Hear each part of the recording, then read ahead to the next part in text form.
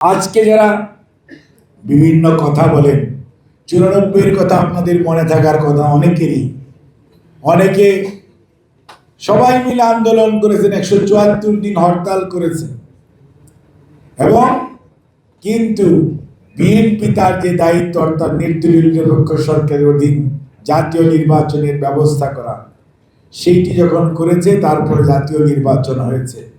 BNP কিন্তু দেশের প্রতি, দেশের মানুষের প্রতি যে কর্তব্য, সেটা থেকে বিন্দুমাত্র পিছপা হয়নি। বিএনপি দলগতভাবে ক্ষতিগ্রস্ত হয়েছে, কিন্তু কখনোই ক্ষমতাকে আঁকড়ে ধরে রাখার চেষ্টা বিএনপি করে নাই। বিএনপির মধ্যে জনমতের প্রতি শ্রদ্ধা ছিল, কোন ধরনের স্বৈরাচারী মানসিকতা ছিল। কিন্তু আমরা 111-এর পরে দেখলাম যারা ক্ষমতায় আসলেন তারা ষড়যন্ত্র করে একটি দলকে ক্ষমতায় বসালেন, এবং পরবর্তীতে তারা বিগত দীর্ঘ সময় কোনো ভোটের প্রয়োজন পড়ে না। আপনি দেখেন কি একটি সমাজ এমন ছিল, ভোট কেন্দ্রে ভোটার নাই, তারপরেও নির্বাচন হয়ে যায় এবং তারা দেশ পরিচালনা করে। দিনের ভোট রাতে হয়ে যায়, কোনো লজ্জা নাই। এবং আজকের যে মিডিয়া এত কথা বলতেছেন, দেখাতে পারছেন, তখন সব রেকর্ড আছে, দেখাতে পারেন না। কারণ দেশে এমন একটি শাসন ব্যবস্থা কায়েম করা হয়েছিল যে সাগর রুনির বিচার আজও হয়নি, চার্জশিটটা দাখিল হয় নাই, 120 বারের বেশি এটি পিছিয়ে গেছে। অর্থাৎ মানুষের কণ্ঠ রোধ করা হয়েছে, মত প্রকাশের স্বাধীনতা এবং রাজনৈতিক স্বাধীনতা টোটালি টুটি চেপে ধরা হয়েছিল। এমন একটি অবস্থা 2024-এর 7 জানুয়ারির কথাই বলেন, সেই নির্বাচনেও এমন হলো যে কোনো প্রার্থী পাওয়া যায় না। আর সেই 24-এর তার পরবর্তীতে আন্দোলন একটার পর একটা চলতে চলতে তার চূড়ান্ত রূপ লাভ করল। আর এই যে দুধ কলা দিয়ে যাদেরকে পুষলেন, যাদেরকে পালন করলেন, তারা কি শেষ বিচারে কাছে থাকতে পারলো? আপনাকে কোনো প্রোটেকশন দিল? এই থেকে শিক্ষা হচ্ছে যে আপনি যদি জনগণের পাশে না থাকেন, আপনি যে কোনোভাবেই হোক, যত প্রশাসনের কথা শুনেছি, অনেক বাহিনীর কথা শুনেছি, অনেক আপনার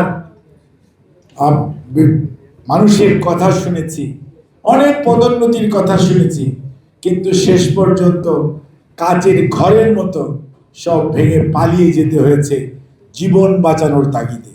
অর্থাৎ জনগণের পাশে যদি না থাকা যায়, জনগণের ভালোবাসা যদি অর্জন করা না যায়, তাহলে মারা গেলে যেমন জানাজা পাবেন কি পাবেন না এরকম অনিশ্চয়তা দেখা দেয়, এবং দেশ ক্ষমতায় না থাকলে জীবনটা বাঁচবে কি বাঁচবে না এরকম অনিশ্চয়তা দেখা দেয়। ঠিক একইভাবে জনগণের ভালোবাসা না থাকলে, জনগণের ভালোবাসা না পেলে কিছু অবস্থা হয়, এটি দেখেন। আর পক্ষান্তরে তার অপর যে চরিত্র যদি দেখেন, শহীদ রাষ্ট্রপতি জিয়াউর রহমানকে বিরুদ্ধে ষড়যন্ত্র হয়েছে, শাহাদাত বরণ করেছেন 30 মে 81, কিন্তু তার প্রতি মানুষের যে শ্রদ্ধা এবং ভালোবাসা মানুষ উজাড় করে দিয়েছে মানিক মেহমিনুর সেই জানাজা। আর দেশনেত্রীকে আপনারা এত কষ্ট দিয়েছেন, চিকিৎসার জন্য সুযোগ দেন নাই, বাইরে যেতে যাওয়ার সুযোগ দেওয়া হয় নাই, মিথ্যা ষড়যন্ত্র মামলা দিয়ে উনাকে আটক করেছেন।